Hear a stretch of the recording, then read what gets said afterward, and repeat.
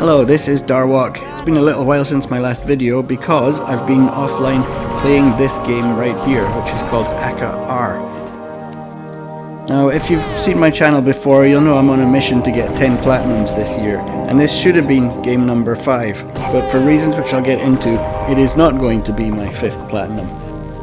So this video started out as a certain thing, and it became something very different. So I'm actually going to end up talking about who Llamasoft are that created this game and what the influences were behind it, and then it'll be kind of a review and some gameplay footage, as I'm going to show you the pure hard mode clear that I did in VR, which ultimately did not unlock the trophy. So that's at the end of the video, and I'll timestamp everything. These days Llamasoft are best known for their versions of Tempest. The most recent one was Tempest 4000. And here's some footage of level 26, which is called Akka Arrh. So I had encountered this title before, but I still knew nothing about it.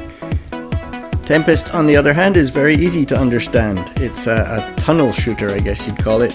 You move around the edge of the playing field and shoot enemies that are advancing towards you. And this version just tells you everything you need to know about Llamasoft, basically. Who needs mind-altering substances when you have visual effects like this?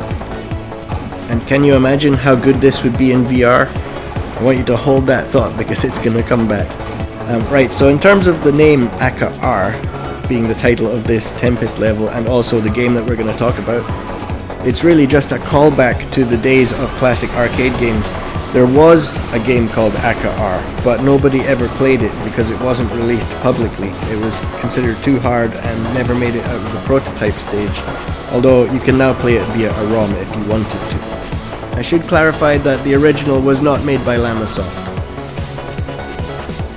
So Llamasoft do have a long history. I first encountered them 30 years ago with a game called Llamatroon, and that is a remake of another old arcade game by Eugene Jarvis. Now Eugene Jarvis also created Defender, and thanks to the LEGO Dimensions Midway Arcade Pack, I have both of those games available to play, so I was able to capture some footage. So let's have a look at Defender first of all.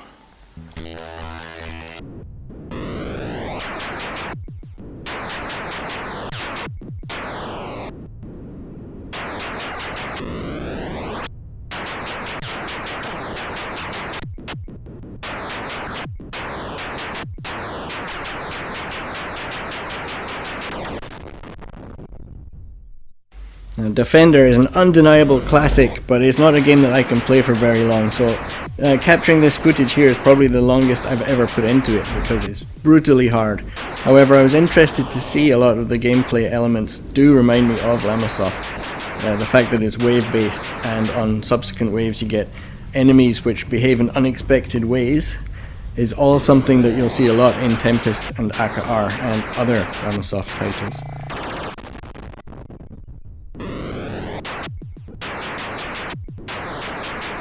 Really though, it's the feel of these old arcade games that I think Llamasoft are trying to recreate in the modern era.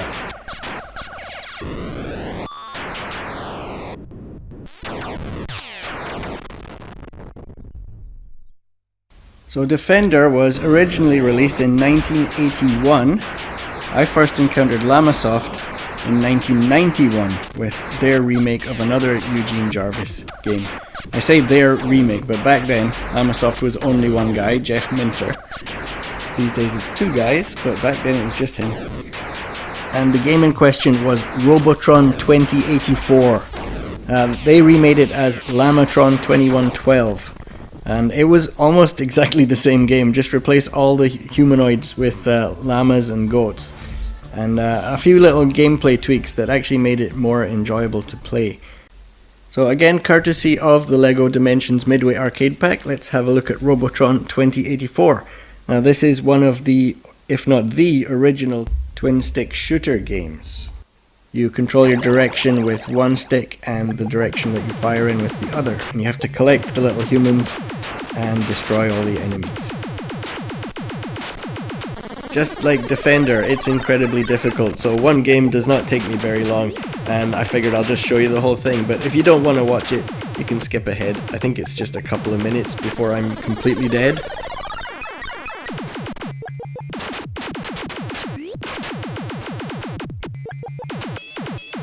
The Llamatron was actually easier because when you picked up the llamas, they're humans in this version, but when you picked them up, your laser got powered up and you could destroy the enemies that were otherwise indestructible. And that really made it a lot more forgiving and more fun to play.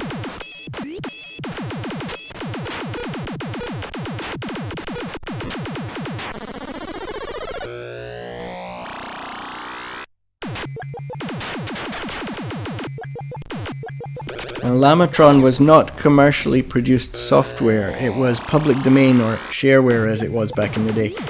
Kids just passed it around on floppy disks, and if you liked it, Jeff encouraged you to send him a $5 in the mail or something like that. I don't know how many people did. I was just a kid, so I never sent him any money, and I'm sorry for that. But I'm buying his games now. And the fact that it was not commercially produced means it includes some unlicensed sound samples, some clips from musicians and things like that, which I think might cause me some trouble if I include any footage. There's an edited version of the game available for modern consoles on the Jeff Minter Story package, but I don't have that. I'm playing the original via emulation. Now, to be honest, I didn't think about Llamasoft again much over the next couple of decades. I had the PlayStation Vita version of Tempest, which was TXK, but then that all changed in 2017 when they released Polybius. By this point, Jeff Minter had a partner to help him code games, and they were making VR titles. I think this was the first, and it blew my mind. It's incredible. I love it. This is flat screen footage, but if you can imagine it with full depth perception and everything, it's just an amazing experience, and I really look forward to seeing what they would do in the future with VR. Polybius originally launched with a trophy bug.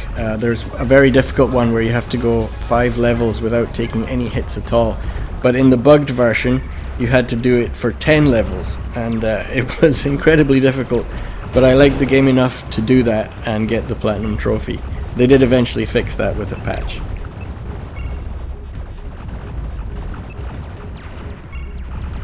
So of course, after Polybius I was eagerly awaiting news of what they would do next in VR. But the news that we actually got was that they had developed a VR version of Tempest 4000 and then not been able to release it due to the request from Atari. They had to take it out basically so that they would have feature parity across all versions of the game. With Xbox not having any VR capabilities, there was no way to have it be on par with the PlayStation version and the PC version, so that's very disappointing, especially with the way Tempest plays in 2D. It would be absolutely perfect for VR, and from all accounts it is, but that version is currently not available to the public. Maybe one day.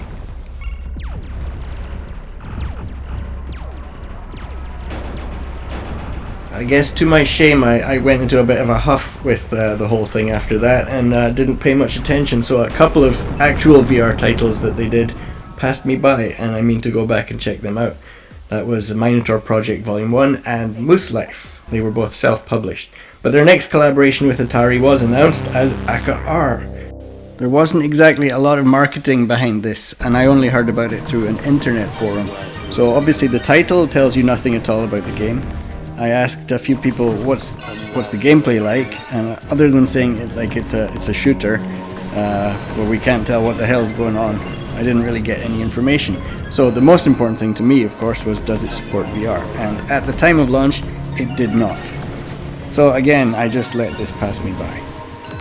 So around 1 year later, I discovered that at some point in the previous few months, they had released a PS5 version of the game, and this one included the VR mode. So that suggested that Atari were willing to have a single format be different from the other versions, and maybe they would consider the Tempest VR mode for release. So I bought Akka Arrh on the spot. I don't care what it's like anymore, I just want to let them know that a VR mode is something we want. Then when I actually played it, turns out it's actually fairly easy to understand, and it's wonderful. So I'm going to try and do what no one could do for me and explain what the game is all about.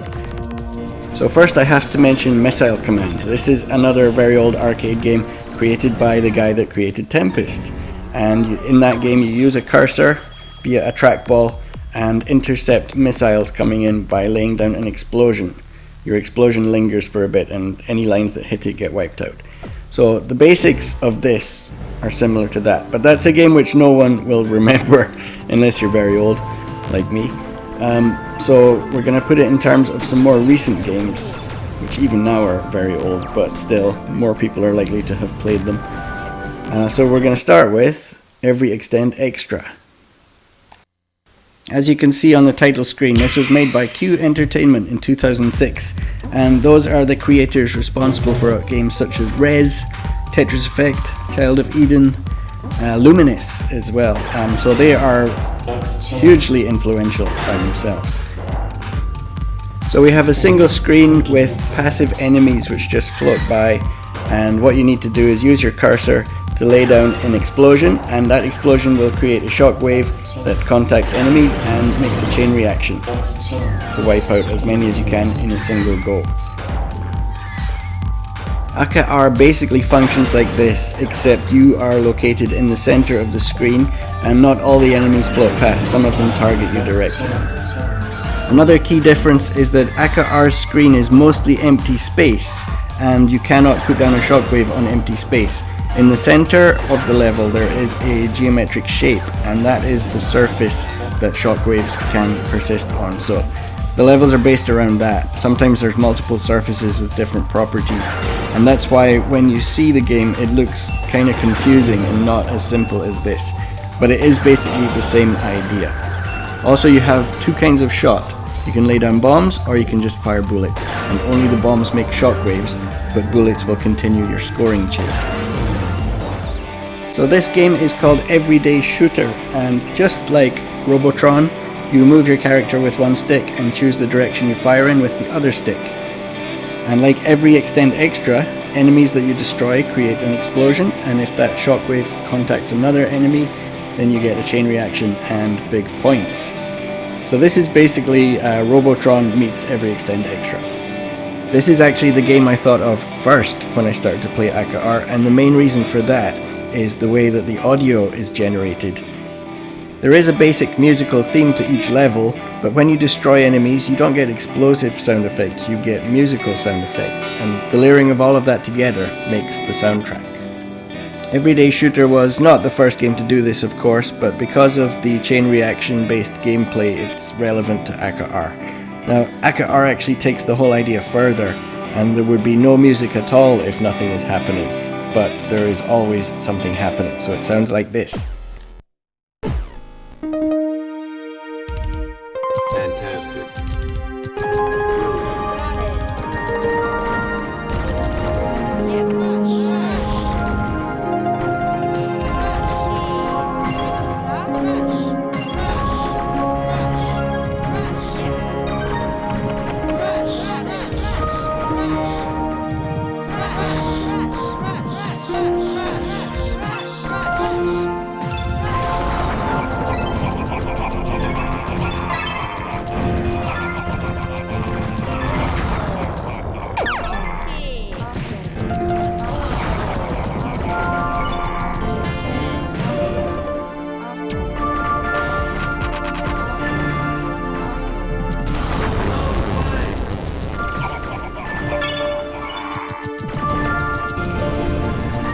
Some shockingly bad skills on display there, but I think it gives an idea of what the game sounds like.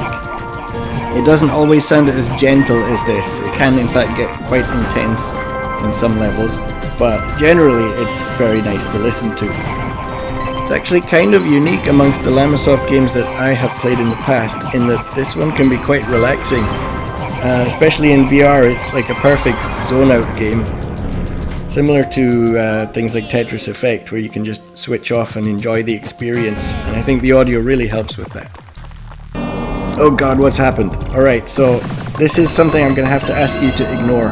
For all that I've been extolling the virtues of VR for playing Akka Arrh, if I try to capture VR footage to show it to you, this is what I get. And it's not an accurate representation of the gameplay experience in VR at all. I don't know why it's at this weird angle, I don't know why it's so far away. You're just gonna have to trust me.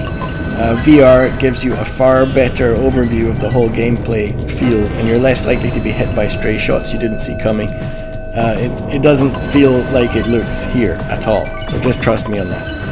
I remember reading an interview with Jeff Minter somewhere where he said that what excites him about VR is the possibility of putting a player inside an old arcade game. That's exactly what it feels like, and it's definitely my favourite way to play it. Speaking of ways to play it, the control scheme here is another unique feature because it lets you use the touchpad. Now the PC version gives you the option of either a trackball or a mouse, but without those options available on consoles, the touchpad is probably the best alternative, and it is fantastic. It's really well implemented. I can't actually think of any other game which uses the touchpad as its main control scheme, but you can choose it here. It's another of the things that really appealed to me because I've always been a fan of like unique input methods and peripherals and so on, so something that is different from anything else gets the thumbs up from me. It should be noted that I think one of the Llamasoft developers prefers to play it with just the usual analog stick. He reckons mouse control makes it too easy. I'm not sure if the touchpad is similar to a mouse because I've never played it by a mouse, but I think if you want to beat this game on hard mode, you're going to need to use the touchpad, to be honest. That's what I did in pursuit of the trophies, and that's how I was able to achieve it. Although I did not get the trophies. So this is the uncomfortable part of this little review thing I've got going on here. One of the trophies is broken. Now this is actually something I was prepared for because of my past experience with Polybius, having to do the can't touch this trophy in a much harder form than was intended. And I looked at the description of this trophy here, and it didn't make any sense. Play from level 0 to the end in hard mode. Now levels 0, 1, 2 and 3 are tutorial levels, and they cannot be played in hard mode. If you select level 0, it puts you into normal mode. The only way you can start from hard mode is starting from level number 4, and that is still counted as a pure clear. So you get that, but it will not unlock the trophy. I can say that with confidence because I've done it. I went ahead and started a hard mode game from level 4. It was a pure clear and I got onto the pure mode scoreboard, but no trophy. Llamasoft are aware of this problem, so with any luck one day we will get a patch the same way Polybius was eventually patched. Supposedly this game was supported by Atari, so the fact that there's only the two of them, I would hope that Atari would help them out with putting a patch in place, but who knows, we'll just have to keep our fingers crossed. One thing that will definitely help get that patch made is if people keep playing the game. So this video will hopefully encourage one or two people who may have otherwise hesitated to take the plunge, because it is a great game, available in all formats as far as I know, but obviously PS5 is the only one with VR. Okay, now I'm going to show my pure hard mode game clear from the last level, so this is kind of a spoiler. You might want to stop now if you don't want to see the last level. And it's VR footage, so it looks bad, but I'm going to zoom in a little bit, and here we go.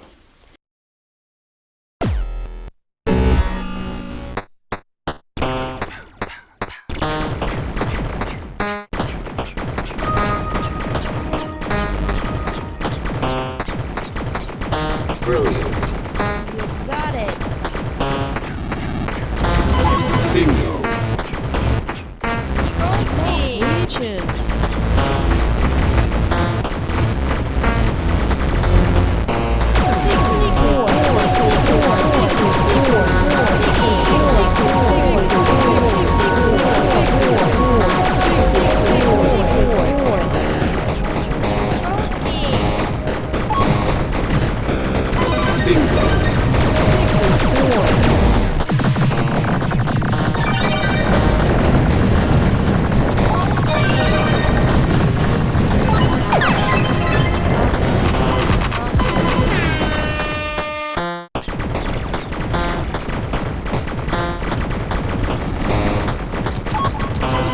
Bingo.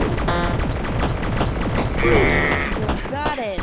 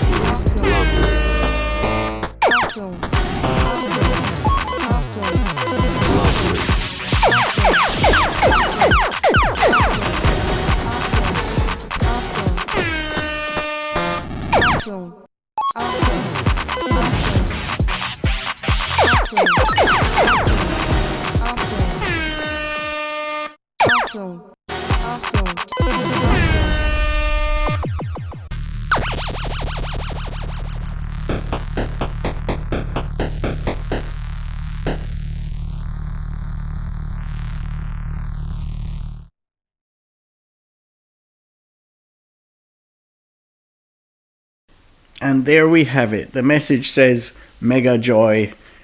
That's not exactly what I was feeling because the trophy did not pop. And then I sort of forlornly looked through the menus just to reflect on what could have been. With any luck, I can do a part 2 follow-up to this one day where I actually get the platinum trophy. But for now, I'll have to move on to something else and get back on the bicycle. I've still got 6 games to get the platinum for this year. It's just a self-imposed goal, but I'm not going to let myself down by abandoning it. This one kind of knocked the wind out of my sails a little bit, just because I put a lot of effort in for nothing. But I have another VR game to play, which is Synapse, but we're getting into Japanese summer, which is hot and uncomfortable for VR, so that might save that for the autumn, and I'll pick something else, which should be coming up very soon. So thank you for watching, and stay tuned if you want to see more.